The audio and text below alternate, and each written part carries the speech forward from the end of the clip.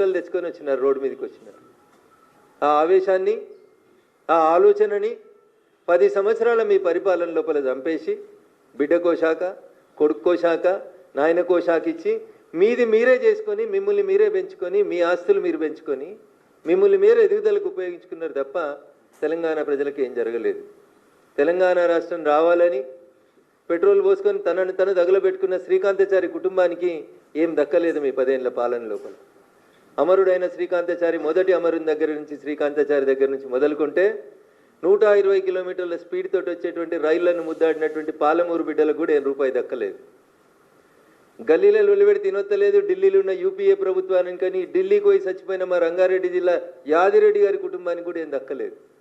1200 మంది కుటుంబాలు అమరులైతే అన్నకో శాఖ, చెల్లెకో శాఖ, నాయనకో శాఖ, ఆస్తులు పంచుకునే శాఖలు పెట్టుకున్నారు తప్ప మీ ఆస్తులు పెంచుకున్నారు 10 ఏళ్ల తెలంగాణ రాష్ట్ర సమితి పాలనలో తప్ప తెలంగాణ సమాజానికి ఏం దక్కలేదు.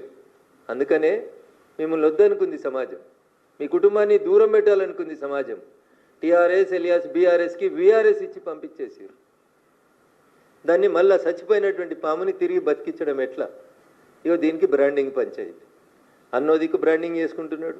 30 మెడికల్ కాలేజీలు పెడితే మాకు పేరు రాలేదు కానీ 30 యూట్యూబ్ ఛానళ్ళకి జీతం ఇచ్చి బాగా గొప్పగా బ్రాండింగ్ చేసుకుందాం అనేటువంటి బ్రాండింగ్లో ఉన్నాడు కేటీఆర్.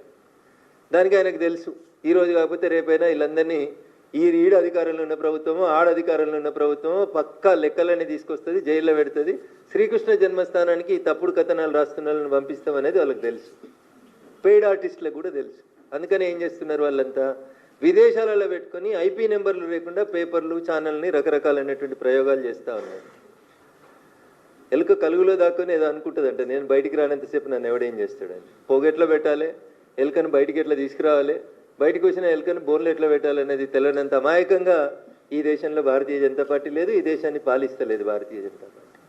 మేము ఎదుగుతున్నాం, పేదోళ్ళకి సేవ చేసి ఎదుగుతున్నాం. మేము ఎదుగుతున్నాం, రైతులకు దగ్గర ఎదుగుతూ ఉన్నాం. మేము ఎదుగుతూ ఉన్నాం ఈ దేశంలో.